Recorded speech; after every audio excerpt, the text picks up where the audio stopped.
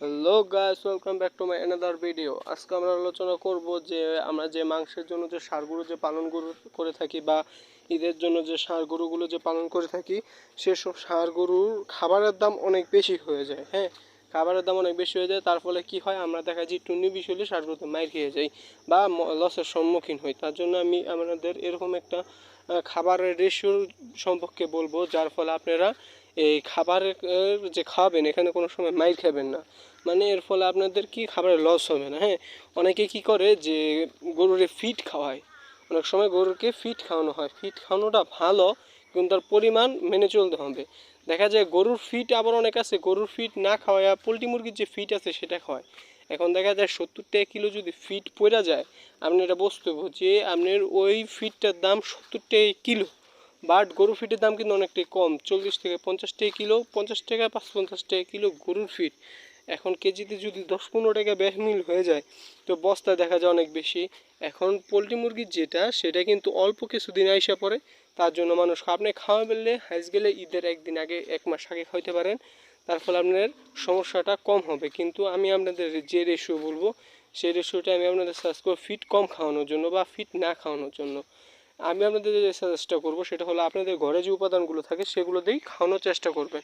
সর্বপ্রথম কুড়া ভুসি এগুলো ইত্যাদি যে যেমন খাওয়ায় সেগুলো তো স্বাভাবিকভাবেই খাওয়াবে। সর্বপ্রথম আপনাদের যে জিনিসটা করতে হবে সেটা হলো আমরা যে গম বা ভুট্টা, এই দুইটা হলো মেন। এখন গমও আমাদের এদিকে বাংলাদেশে খুব সহজেই পাওয়া যায়, ভুট্টো খুব সহজেই পাওয়া যায়। এখন আপনাদের এলাকায় যেটা পাওয়া যায়, গম গেলে গম যদি পাওয়া যায় তাহলে আপনারা গমের ব্যবহার করবেন, আর যদি ভুট্টা যদি পাওয়া যায় তাহলে আপনি ভুট্টা ব্যবহার করবেন।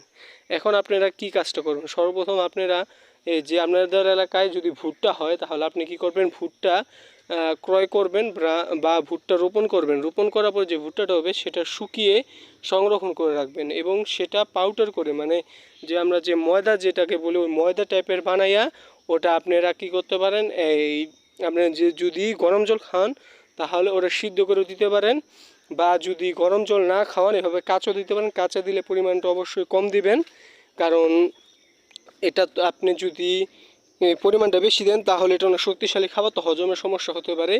কিন্তু আপনাদের যে বিষয়টা খেয়াল রাখতে হবে সেটা হলো আপনি যে পরিমাণ খাবার দিতেছেন, ধর 100% খাবার দিলে 100 বা 1 কেজি 100 কেজির ভিতরে আপনি হাইস্কেলে 10 কেজি মানে 10% এটা দিতে পারবেন, এর বেশি দেওয়া সম্ভব না।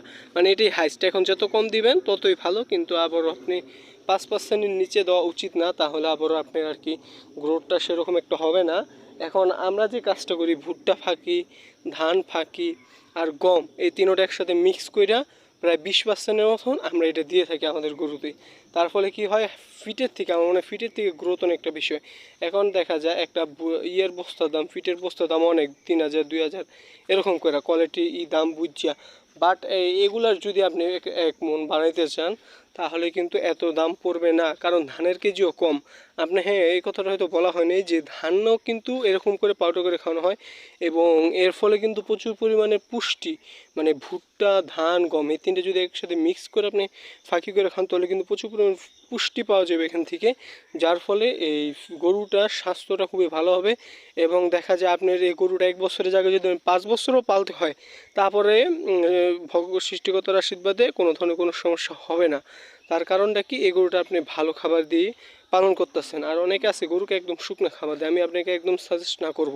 হ্যাঁ, আপনি শুকনো খাবার দিতে পারেন যদি আপনি গরুটাকে এই জল আলাদা করে খাওয়ান বা জল আলাদা করে খাওয়ানোর অভ্যাস করেন, তাহলে আপনি শুকনো কুকুরা ভুসি বা খড় দিতে পারেন। আর যদি এভাবে দেন তাহলে আমি আপনাকে সাজেস্ট করব যে পানিটি একটু বেশি দিয়ে খাওয়াইতে, মানে গাই গরুর মতো না, তারপরেও একটু বেশি, যে কারণ ওই তো একটা জিপ, ওর তো পিপাসা লাগে তাই না। আপনি যদি শুকনো খাবার খাওয়াতেন তাহলে অসল চেপা থাকবে, মানে শরীরের যে মাংসটা যে হওয়ার কথা ঠিক ততটা হইতে পারবে না। আমাদের কীরকম, আমাদের কিন্তু প্রতিদিন 3 লিটারের মতন পানি খাইতে বলে, বা জল আমরা যেটাই বলি সেটাই আমাদের খেতে বলা হয়। কিন্তু ওনারা কিন্তু গরু, মানে ওনাদের আকার আকৃতি বেশি, ওনাদের অবশ্যই বেশি খাবার দিতে হবে। তার জন্য আমি আপনাদের সাজেস্ট করব যে ওনাদের ভালো পানি, ভালো কুড়া ভুসি যাই হোক পরিষ্কার পরিচ্ছন্ন রেখে খাবার দিবেন, তাহলে কিন্তু গরুর গ্রোথটা ভালো হবে। দ্বিতীয়ত যে বিষয়টা আছে গরুর ঘর, গরু যে আমরা ঘরে যে রাখি সেটা হলো গরু ঘর বা আমরা গোয়াল ঘর করে থাকি। ষাঁড় গরু আর গাই গরু এই দুটোটারই কিন্তু গোয়াল ঘর এক হয় না। তার কারণ কি, ষাঁড় গরুর ডাকি একটু ঢালু বেশি হতে হয়, কারণ ওনারা একটু একটু পরে পরে প্রস্রাব করবো বা জায়গাটা আর কি নোংরা করে ফেলে, কিন্তু গাই গরুটা এরকম না, গাই গরুটা একটু ঢালু হলেই হবে। তার জন্য আমি আপনাদের সাজেস্ট করব, আপনারা যারা উদ্যোক্তা, যারা চাইবেন যে গাই গরু পালন করতে তারা শুধু গাই গরুই, যারা চাইবেন ষাঁড় গরু পালন করতে তারা শুধু ষাঁড় গরুই। কেউ গাই গরু পালন করে ষাঁড় গরুতে আসবেন না, ষাঁড় গরু পালন করে গাই গরুতে আসবেন না। আর যদি মনে করেন আমি দুটোটাই পালবো, তাহলে আমি সাজেস্ট করবো দুটোর জন্য আলাদা আলাদা শেড বা আলাদা আলাদা ঘর, যেটাকে বলে থাকি, ওরকম তৈরি করতে। তার ফলে আপনাদের কি হবে, যে আপনাদের যেইটা আছে, যে আপনার যে কাজটা যে করতেছেন বা ওখানে যে বিভিন্ন ময়লা আবর্জনা যে ওনারা হইতেছে, মানে নিষ্কাশন হইতেছে, এই দিকেও খেয়াল রাখা জরুরি। কারণ এই যদি ভালো করে নিষ্কাশন না হয়, তাহলে কিন্তু এখান থেকে মাছি, মশা এগুলো আক্রমণ করবে, এর ফলে কিন্তু গরুর গ্রোথে অনেকটাই সমস্যা হবে। তার জন্য আমি আপনাদের সর্বপ্রথম যে জিনিসটা সাজেস্ট করব, সেটা হলো গরুর গ্রোথ ভালো রাখার জন্য আপনারা সর্বপ্রথম যে জিনিসটা করবেন, গরু ঘরটা ভালোভাবে তৈরি করতে হবে। দ্বিতীয়ত যে জিনিসটা করতে হবে সেটা হলো আপনাদের যে গরু যে আপনারা পালন করতেছেন, সেই গরুর জাতটাও কিন্তু অনেকটাই গুরুত্বপূর্ণ। আপনি একটি ভালো জাতের গাভীর থেকে যদি একটা ভালো জাতের বাছুর না কালেক্ট করতে পারেন, তাহলে কিন্তু আপনার ভালো মাংস পাবেন না। তার কারণ খুবই সোজা, হ্যাঁ, গাইয়ের মাংস যদি 800 থেকে 900 কেজি হয়, তাহলে ওটা অনায়াসে 1000 কেজি প্লাস হয়ে যাবে, যেহেতু এটা ছেলে গরু।